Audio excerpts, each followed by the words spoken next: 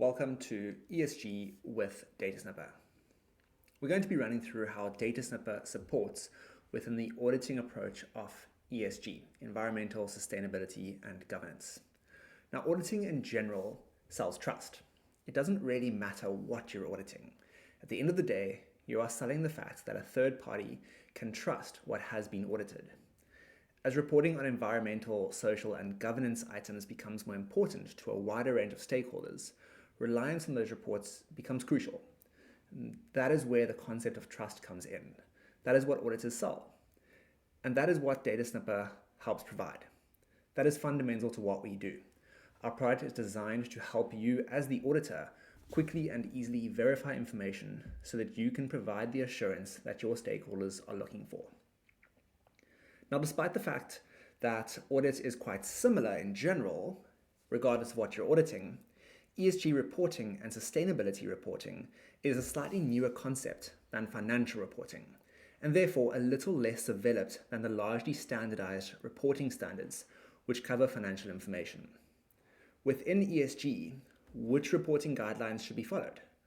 Would you choose the Sustainability Reporting Guide, the Global Reporting Initiatives, the Sustainability Accounting Standards Boards, the Task Force on Climate-Related Financial Disclosure, and the list continues? Does this decision differ per sector, per industry, per region? And why should I comply with this standard over the other standard? How is one company's report comparable to another's? This is where the advisor portion of ESG auditing comes in, where you get to be the strategic advisor to your clients into which standards to comply with and how to get their systems in order to ensure compliance. Once a standard has been selected, what is the best method for verifying compliance? How should you actually go about auditing the information? And to what level of assurance? What is actually seen as valid evidence within the ESG space? DataSnipper does not pretend to have all of these answers. We love having opinions, but realistically, these are complex questions with complex answers, and that is where you as the ESG auditors and experts come in. So what DataSnipper focuses in on is removing the manual, repetitive tasks from your workload. We incorporate simplicity into your documentation and your review process so that your attention can be focused on the complexity and value-added areas of your engagements. We have been in conversations with many players in the market to find some great examples of how DataSnipper is being used in practice to help our clients with their ESG auditing. And that's what we're going to focus in on today. I'd love to show you some examples. So if you have downloaded the materials, you can click along with me. Navigating through to the first tab, we're going to be starting off with the planning start of your engagements. You're going to be receiving a sustainability report. That's usually your starting point. Now within this report, the client is going to probably have made a bunch of claims. This is quite a long report, and so it's going to take you some time to work through that document and figure out what claims they have made so that you can make sure that you are auditing the correct elements. And this is where DataSnipper's manual snipping features become useful. You can see we've already completed step 1 for you, where we've linked you to the heading, the subheading, as well as the actual claim, that 35.8% relative reduction of waste sent to landfill from our paper and board mills since 2013. Now, what you decide to do with this is then up to you. As an example, you might decide to ask the client for evidence and use this starting page as a repository of back and forth with your customer of whether or not evidence has been received and you've received sufficient information for this particular claim. And you can evidence this back and forth with the customer. Let's quickly do that for a second item. You can see I have referenced us back to C4, and you'll notice that even though the cell within Excel is not presenting as blue text, it is going to still reference you back to that same location. Now we need to bring in the next text claim. All we're going to do is we're going to scroll down to the section where we see the next claim being made by our customer, select the feature that you want to use, and then create a snip over that section. So in this case, 146 million euros has been spent on investments in sustainability at our operations since or in 2023. And again, we can then deep dive into the specifics over here.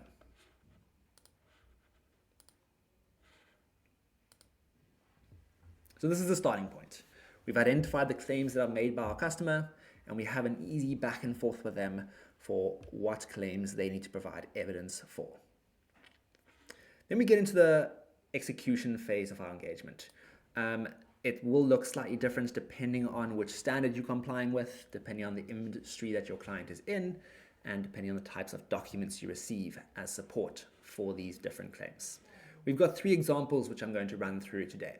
First one is for energy invoices. So we have received a list of 5 sample items where we've received some details from the client's ERP application.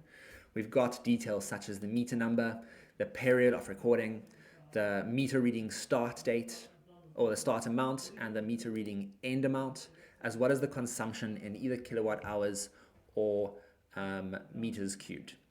Now, we need to confirm that this data is actually accurate by reconciling it to third-party support. What we're going to do, instead of using the manual snipping references and doing this one line item by one line item, we're going to use DataSnipper's document matching functionality. This is an automated feature where DataSnipper is going to take our input and automatically try and find that information in our supporting evidence. So selecting to start new document matching, we're going to select our sample data. And in this case, all of the fields, column C through to column G, are all valid inputs to be used in our selection. If we did need to, we could simply select one item, hold down the control key, and then select additional columns, just in case they aren't all in one table. In our case, we're quite lucky, and we're going to just select all of our inputs as items which will be validly tested. Moving into step 2, we need to select the documents that DataSnipper will look for. Now, we have already created some folders for you, and so let's use those document folders in this test. In this case, we're going to be agreeing these through to the energy reports, and we've already imported 5 documents. Let's click on Next. The third and final step is where we set up and configure where to output the results. We read this as a table. So the input that we received from column C is going to be tested against the energy reports and all the documents included within that folder. And if we find a valid match, we're going to output that into column H. And we can see that that is then correctly configured based on how we have set up our Excel working paper. And then once we're happy with the configuration, we're simply going to select Match All Rows. DataSnipper will run that test and give you a pop-up to say, and remind you to please use your professional judgment to validate those results. And we're going to click on OK and take a look at the output. So if we take a look at, for example, transaction number 1, DataSnipper was able to find 4 of my 5 input items. We were able to find the meter reader, we could find the starting reading, as well as the ending reading, as well as the gas consumption coming through. Now we left out the period, and this is then a very clear indication to you that this is either not an exact match or DataSnipper's algorithm was not able to find this information on the document for whatever reason. And so you can then skim through the document and use those manual snips that we're now familiar with to bring in that period. In this case, we can bring in the 1st of January 24 to the 1st of February 24. Now, you might notice that this is actually the same text that comes through. So all that's happening here is, in some instances, DataSnipper is going to read this text as separate items, and because this text particularly wraps, we're not going to necessarily extract this every time. This is a nice example where DataSnipper is always going to be improving its algorithms, so by the time you watch this training, this might be something that you are seeing different results on your end, but it's an important reminder to please continue to use your professional judgment and to know that you at the end of the day are still the auditor and you need to be able to review the information and be happy to sign off the work. Let's continue on to a GPR certificate. Now, this is an example where our customer works with investment properties and they need to make sure that all of the properties are compliant with internal legislation or local legislation with regards to building policies. This is with regards to a couple different factors, for example, energy, environment, health, quality of use, and the future value. And assuming this is tested by the local authorities, we are expecting a GPR report which will look something like this, where you can see the energy, the environment, the health, quality of use, and the future value.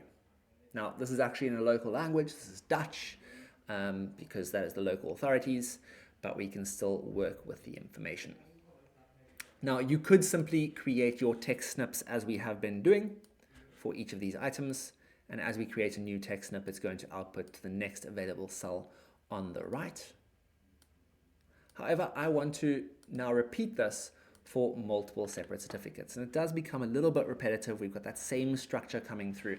This is a nice example where I can show you how you might want to use form extraction. So I'm going to go ahead and select document extraction and then form extraction. On the far right hand side, we can start a new form extraction procedure. And I'm going to select those GPR reports. Here I need to teach DataSnipper how to repeat its test. So I'm going to be extracting per document because there are 4 separate documents. It does depend on the data you're receiving from your customer in how you want to repeat your extractions. In our instance, we're going to extract per document. And then we're simply going to add our extraction. Like we have been doing previously, you're simply going to create your snip over the value you want to extract. Now what DataSnipper is going to do is it's going to try and repeat that extraction across all subsequent forms. So you can see a nice preview of that in the far right hand side. The first extraction captures that 7.2 value. Second extraction captures 7.8. It's actually referencing us to the incorrect location. The third extraction doesn't get anything, and that fourth as well doesn't get anything. So why are we not getting the correct information? Well, let's deep dive into how this works so that you can configure this correctly on your end for any type of document you receive. The extraction is going to repeat the same dimensions of my snip. So whatever box size you create, it's going to be repeated on every single document. And it's going to repeat that based on the relative location against a keyword or a key phrase. Now, if you hover over the extraction, you might notice somewhere on the page will be highlighted some text in yellow. That is seen as your current keyword. You can always change that by clicking on the 3 dots and editing that key. And I'm actually going to edit this to be the text just below the value I'm looking for. So DataSnipper knows to look for the text energy, and if it finds that text, it's going to extract whatever data it finds just above it in the same text snip dimensions. Now you can see in the preview of my extractions, I've got much better results coming through, extracting the information successfully from all 4 of my documents. Now, if we repeat this across all of my reports, getting in that mileage, editing that key to the details just below it. Third extraction, editing that key to get health. You can see we're getting the information really quickly and easily. As we continue, we're going to see a nice example where this becomes a little bit more complex. Editing the key here, again, we can only change the key to 1 line of text. And once we take a deep dive into those next 2 examples, transaction number 3, you can see we have gebruikskwaliteit coming through as 1 line of text versus the example we have over here, which is separated by a hyphen. So your keyword does become a little bit complex in some instances, and in this particular instance, we're going to have to revert back to the manual snip functionality to correct this down the line. Let's quickly add our very last extraction, where we're going to see that same issue present, where you can see for transaction number 3 and 4, we have 1 line of text coming through, versus for our first 2, they are hyphenated. So we've got the extractions as best we can. We could always rename these by clicking on the 3 dots and renaming the text. If you wanted to. Once you're happy with the extraction and the preview, you can export that to Excel. That's going to create a new tab called Form Extraction, where we now have direct references, as we expect with DataSnipper, to the correct location on these documents. And you can really see how this becomes useful if you do need to export this type of information from multiple documents, you have efficiency in these extractions. For this third and fourth document, we can simply create our own quick manual references, obtain the correct information. Once we're happy with the data, we can always copy and paste that into our actual test, where we have now got the data in our testing tab, extracted all the correct information, ready for us to interpret. Continuing on to another example, we have an example where we need to verify if there was a valid contract in place with multiple different vendors or contractors. So let's navigate through to our contracts. Just have one contract for us to test. This is actually just a saved contract. And all we want to do is create a quick snip to the party details on this document. So you will still need to read through this document and simply create your text snips referencing to the correct locations. As an example, party 1, party 2, we have our registration number coming through, the effective date coming through on page 43, last page of the document. Notice that there was currently no text. DataSnipper is going to ask you then to set the value of this cell. If you just click enter, that's going to stay blank for you. Expiration date coming through, I believe, on page 7 of this document, where we have the commencement date and the signature coming through, either validation or exception snip. In this case, let's pretend like we do have signatures. This is a draft document, so we would just simply reference the location where we are expecting the details to come through. You could also create multiple references to these signatories. So for example, if we resize this particular information to show only the authorized signatory 1, we would then be able to hold down Control on our keyboard to add in an additional reference, which will then show as 2 selected snips. And again, referencing to all of the locations where we're expecting that signatory to come through. And this can be done across multiple documents and across multiple pages. So these are 3 relatively simple examples of how DataSnipper might be incorporated into your standard execution testing, where you have a sample and you're validating that information from Excel, from a database, from a table structure in Excel. You need to validate that data. You can use our document matching functionality. When you have data being repeated in a similar structure and you need to extract that from your PDFs or from your Word documents or any reports that you're getting, you can use form extraction and other document extraction features to easily obtain that in an Excel format.